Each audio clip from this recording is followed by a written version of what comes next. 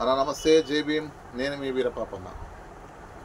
ఈ వీడియో చేయడానికి గల బలమైన కారణం ఏమిటంటే, రోజు రోజుకు మన దేశం, మన రాష్ట్రం దిగజారిపోతుంది.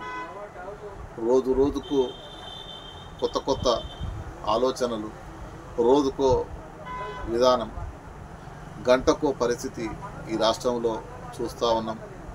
పేదవాళ్ళ మరణాలు, అత్యాచారాలు, దోపిడీలు, దొంగతనాలు, చాలా ఘోరాది ఘోరంగా ప్రజలు కష్టాలు ఎదుర్కొంటున్నారు.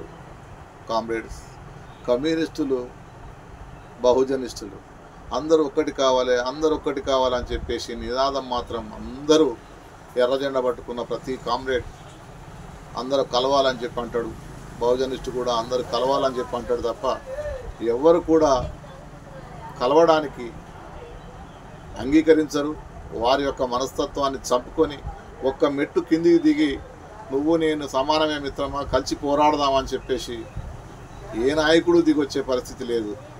ప్లీజ్ రిక్వెస్ట్, రెండు చేతులు ఎత్తి మీ పెద్దరికానికి నమస్కారం తెలియజేస్తున్నా.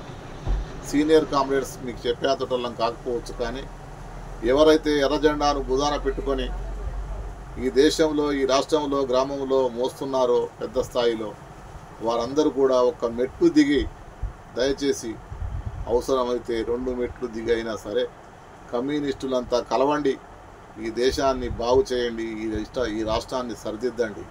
మీరు తప్ప ఈ రాష్ట్రాన్ని, దేశాన్ని మరొకరు కాపాడలేరు.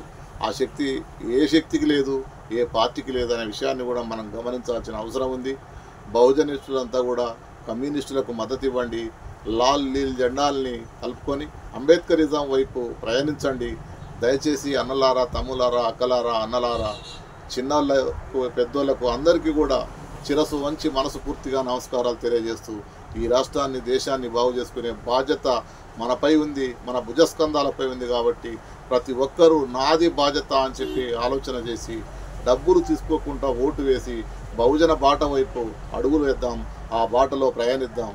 జై భీమ్, రెడ్ సల్యూట్. మళ్ళొక్కసారి ఎర్రజెండా మిత్రులందరికీ చెప్తున్నా, ఒక్క మెట్టు మనం దిగుదాం, అందరం కలిసి పోరాడదాం. జై భీమ్.